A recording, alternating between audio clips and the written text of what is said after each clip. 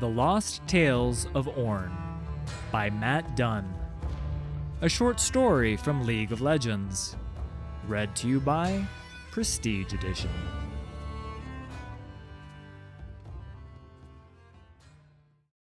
I have never seen the Forgotten God. My grandmother told me these tales, but she never saw the Forgotten God either, nor did her grandmother before her, or hers before her, 1,000 times over.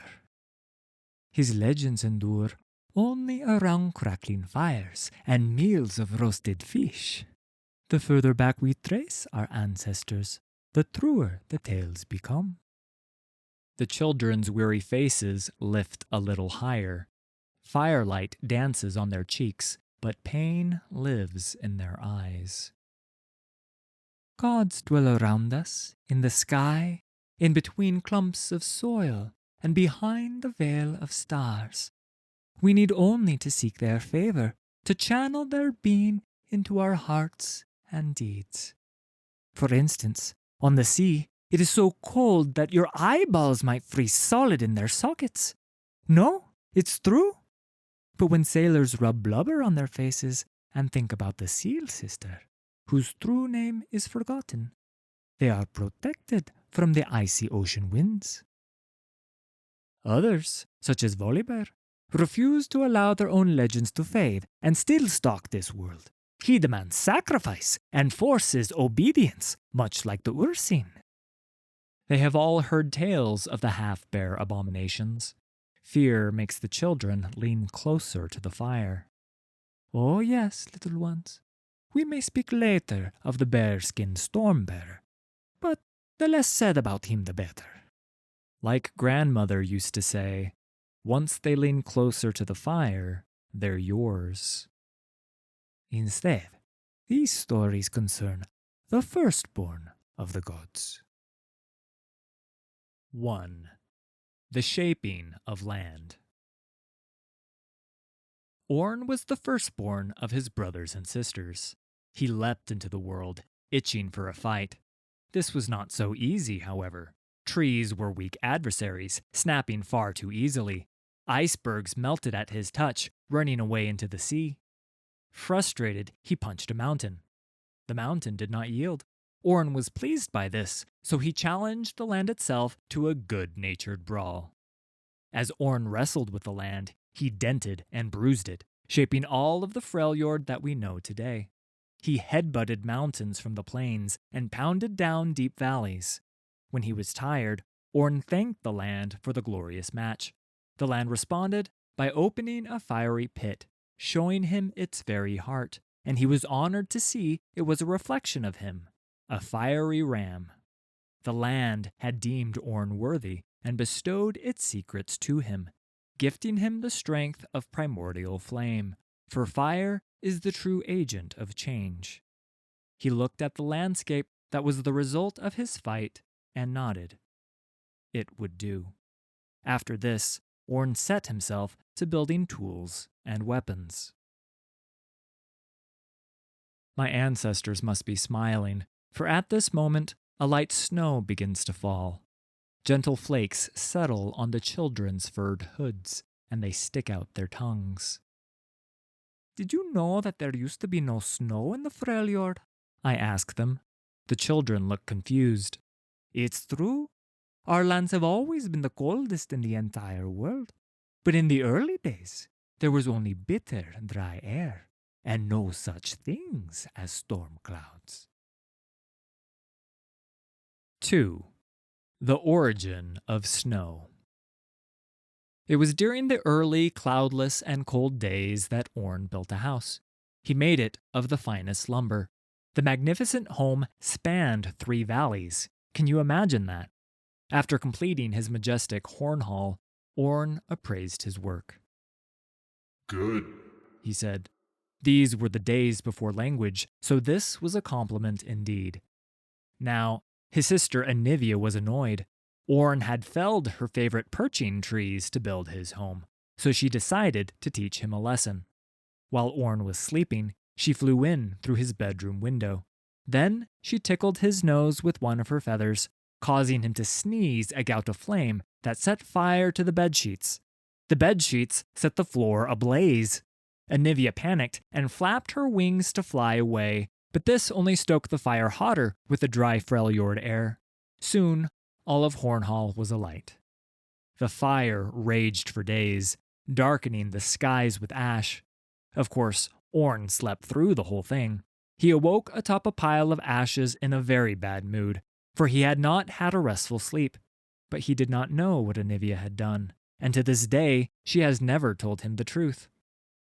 I complimented my own handiwork, and look where it got me, said Ornn, surveying the damage. Never again will I pat myself on the back. I shall let the quality of the work speak for itself. Ornn had one goal in particular for his next home. He did not want it to be flammable. He fashioned himself a spade, a lever, and a fork. With these tools, he could dig for ore, move mighty pillars, and eat the delicious spiced cherries he so enjoyed. He hammered and shaped chunks of ore until a black mountain stood. Inside was a great forge that channeled the primordial molten flame from deep within the earth. He was pleased with his hearth home, but it was too hot inside to dwell comfortably, even for Ornn. So he dug a trench from the sea straight to the mountain. The seal sister allowed cold waters to rush through the trench and cool the hearth home. Great plumes of steam rose up. It took 3 days for the mountain to cool enough for Ornn. In that time, the ocean that fed the river dipped several inches. By then, so much steam had risen from the waters that the perpetual blue sky was mottled with darkening gray clouds.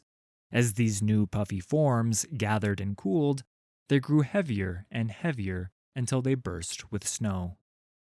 It snowed for 100 years.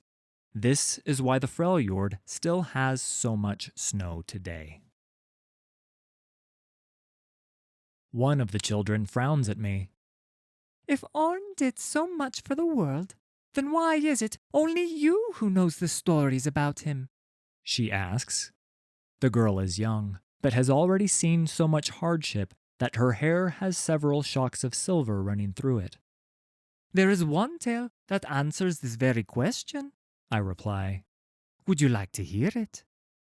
The children's eager faces say it all.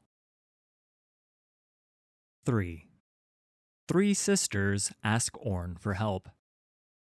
Once, there were 3 sisters who needed Ornn's help in saving their world.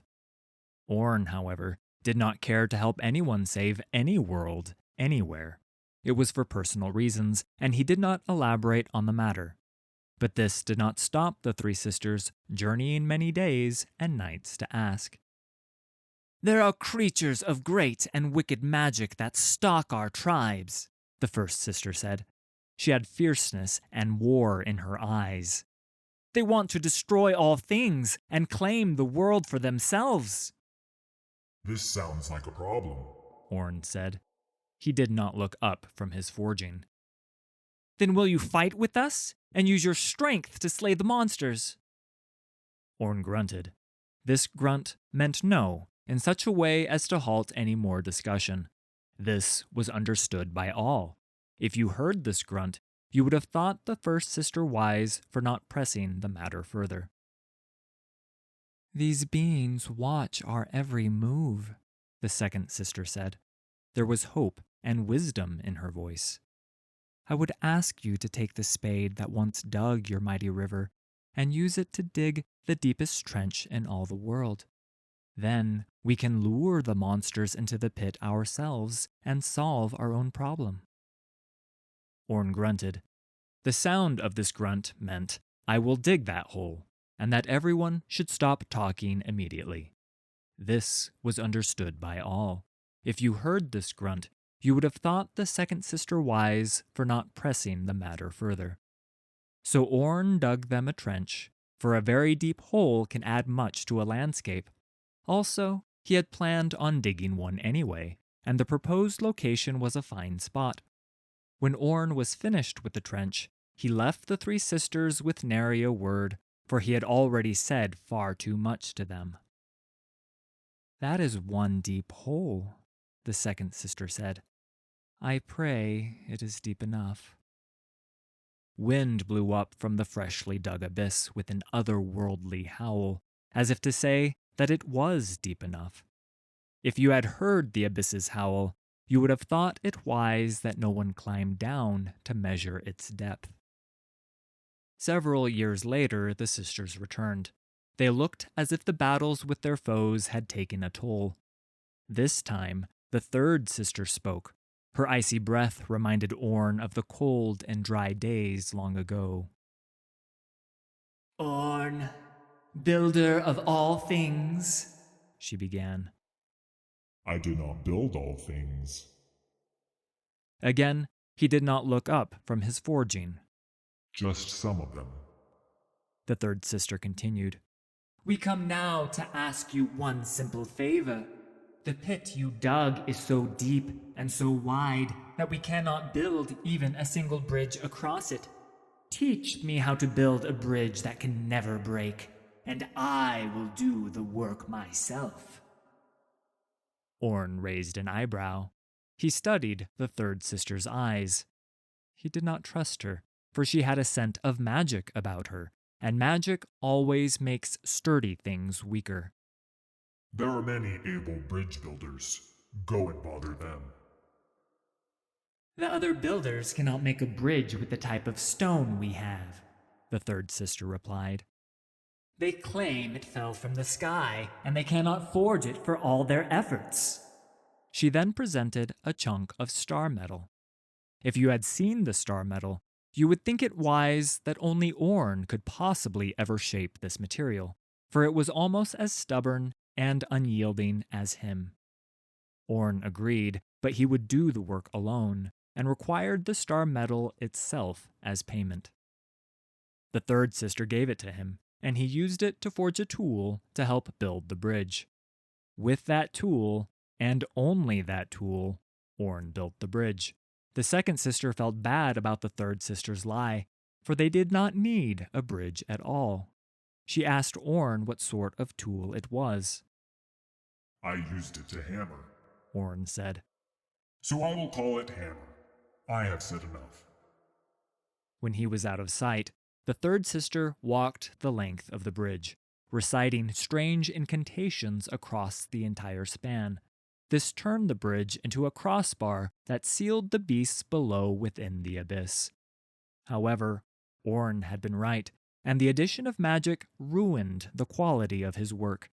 Had the three sisters left it well enough alone, it would have lasted forever. Instead, the enchantment would slowly eat away at the masonry. It would take ages, though, so nobody paid it much mind, and the three sisters vowed never to speak of Ornn again. Ornn, meanwhile, realized he did not like people asking him favors, and threw his spade as far to the west as he could. Where it landed, no one knows, and its fate is lost to darkness. Then he turned east and threw his favorite eating fork as far as he could. It landed in the Great Sea. Some say, later, a mer-king found a powerful trident at the sea bottom, and still uses it to rule his kingdom. Ornn was ready to throw his hammer into the night sky, but he could not bear to do it, and decided to keep it. Were you to see Ornn and ask him if it is his favorite tool, he would scold you for thinking like a child. But in secret, he favors hammer above all other things he has made. Dunn brings the plumpest berries and the meatiest fish, I say to the children. We need to be rested. They groan in unison and plead with me for one more story. Just one more story. There's only one more story about Ornn left, I tell them. We should save it for another night. Only when they pledge to do every chore and not complain about being too tired do I relent. 4. The Troll and the Ram Door. Everyone knows that you never challenge a troll to a drinking contest, don't they? Even you little ones know not to make a bet with a troll, for trolls are sneaky and will always win. Also, everyone in the Freljord knows that the uglier a troll is, the luckier and more cunning it can be. Unfortunately, Ornn did not know any of these things. Grubgrak the Hideous was the oldest trollkin in the world. His chest hair was so long, it got tangled up in his gnarled toes. Ugh. And he would often trip over it and break his nose, which was bulbous and misshapen from being broken so many times. He only had 2 good teeth, 1 bad eye, and 1 worse eye. Warts and pimples covered his rotund belly. I will not tell you how he smelled. If I did, you would never eat fermented fish stew again. Build me a door that will keep my treasure safe from thieves forever, Grubgrak said to Ornn outside Hearthhome. and I will give you 10 casks of my troll mead. It's a family recipe. Ornn dismissed his guest, but Grubgrak stuck out his foot to stop the door from closing. Ornn did not want the troll's bunion-covered toes ruining the paint, so he let the creature go on. Let us make a wager, said the truly unbeautiful troll. Whoever can finish a cask of troll mead first owes the other a debt. If it will make you go away, okay. Ornn had never been beaten in a drinking contest. Everyone knew this back then, and now you do too. At least it will be good to have a drink, Grubgrak replied, and his smile warped one of the Hearthhome's pillars. While Ornn's back was turned, the troll slipped a shard of true ice into a cask and handed it to his challenger. They toasted in the jovial manner of the Freljord and drank. Ornn found the troll mead watered down, and he did not like it. However, Grubgrak was halfway through his cask. With his own cask still almost at the brim, Ornn tipped his head back further and drank until he thought he would drown. But Grubgrak slammed his empty cask down and belched, and the fire in the oven turned a sickly green. Ornn coughed and sputtered. What is wrong? Grubgrak teased him. Are you choking? Then Ornn noticed the true ice in his drink. It was perpetually melting and watering down the troll mead.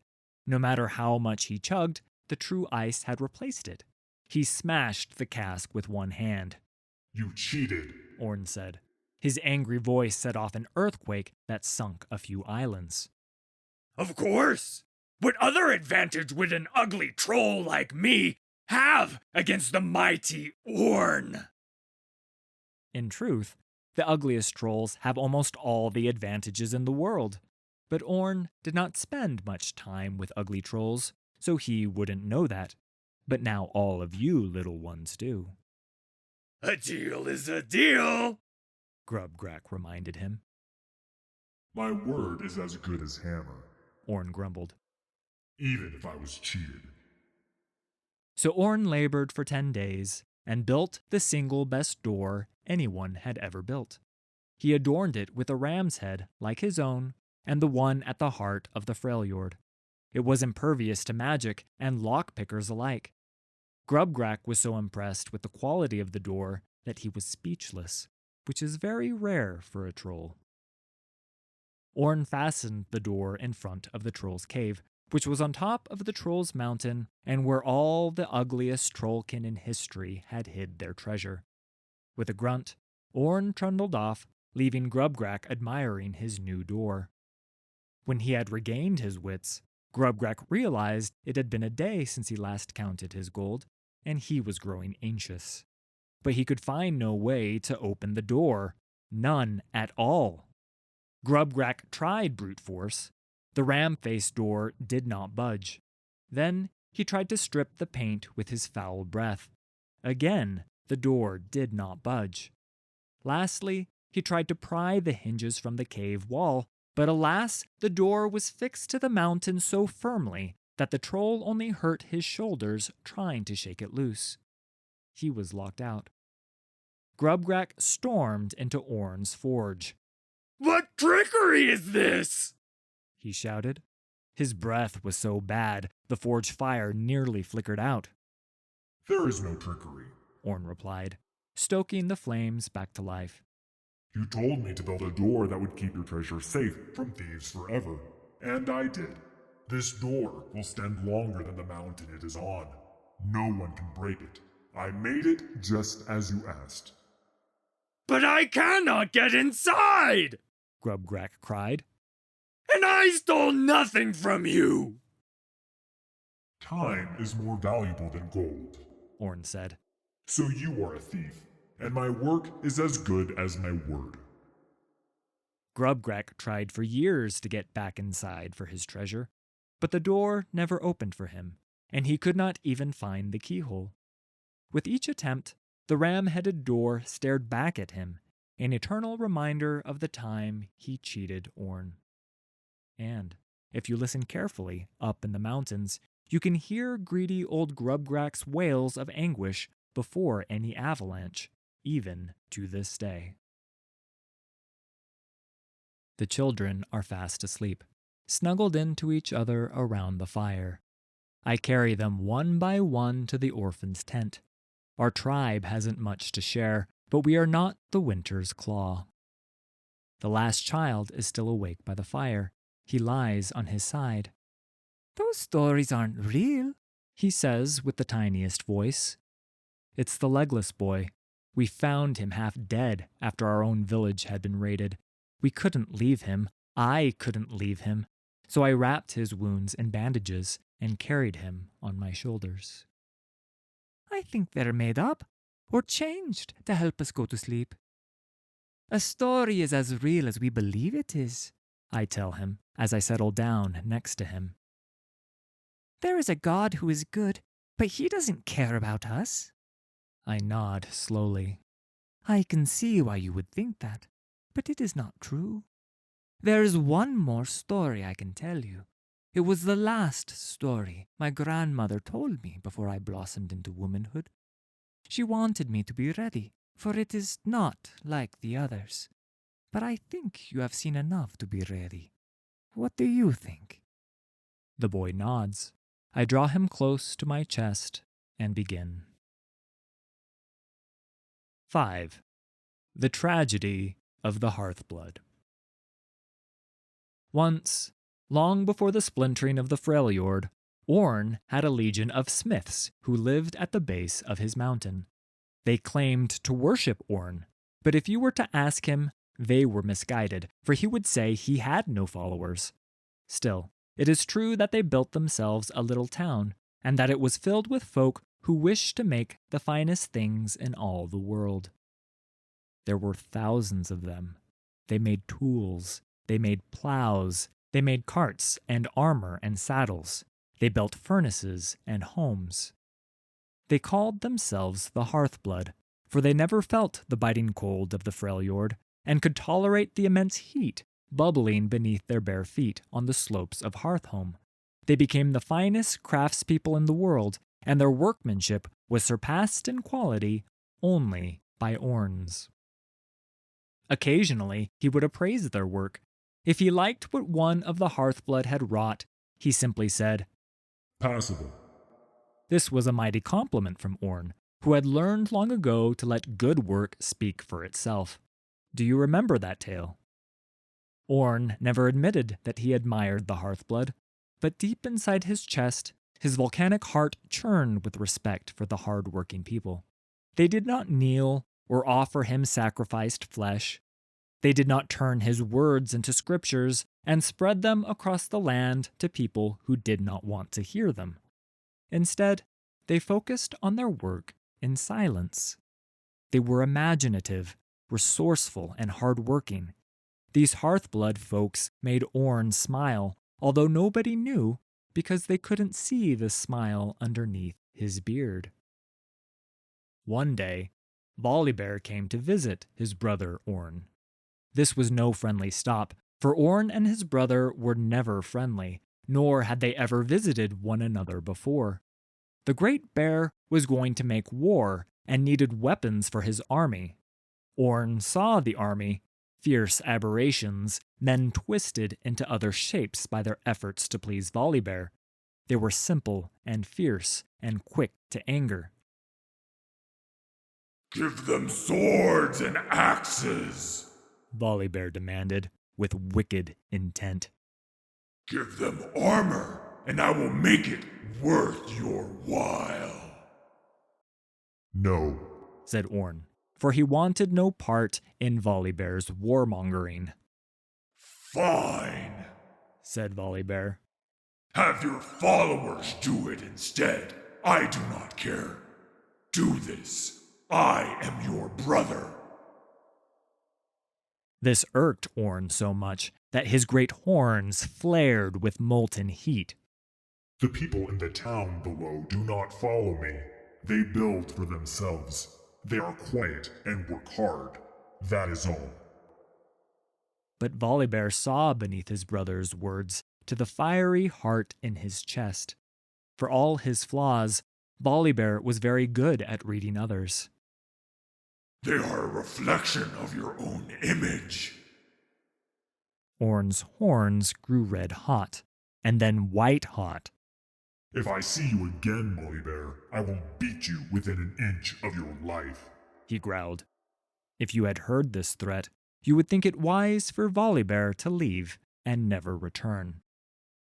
But Volibear loved fighting, and he was not wise, so he took a piece of armor from the walls of Ornn's forge. If you will not make me what I want, then I will take it. With that, Ornn charged at Volibear and smashed him with his horns. It was so powerful a blow, the summit of the mountain shook. This was exactly what Volibear wanted. For centuries, he had grown jealous of the love the Hearthblood freely gave to his brother. It enraged the warbear. They fought for 8 days. They fought so hard the base of the mountain trembled. So fierce was their fighting that molten stone exploded from the peak of Hearthhome. Lightning strikes barraged the mountainside, and geysers of flame gushed from the cliffs. The skies grew black and red. The blood of the world ran through the highlands as the ground shook. People all over the Freljord saw the results of the battle between Volibear and Ornn. When the smoke cleared, the mountain had lost its peak. But worse, the Hearthblood were all dead, and their town was nothing but smoldering ruins and a fading memory. For many centuries, the half-mountain once called Hearthhome has stood silent. Every now and then, a plume of smoke rises from the crater where the peak once stood. Some say it is Ornn, lighting his furnace to keep the fires under the surface of the world from going out. Others say he is building a great weapon that he will one day unleash. And there are others still who believe Ornn was killed by Volibear, for he has not been seen in the Freljord since. And so, Ornn's name and tales have been lost to time and written out of our histories. These few stories, passed on around our meals of roasted fish, are all that remain.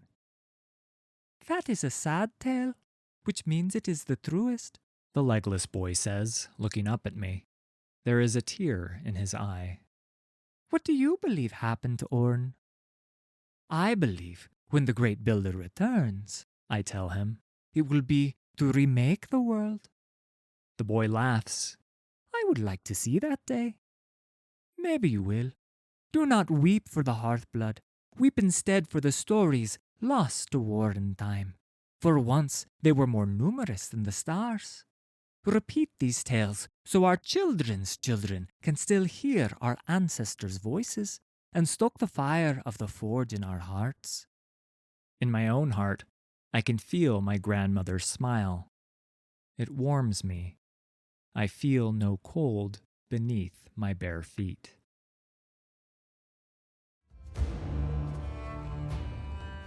Thanks for listening. All credit for these stories goes to Riot Games and League of Legends. Full details can be found in the video description. If you enjoyed this production, please hit like and subscribe. There's a lot more coming.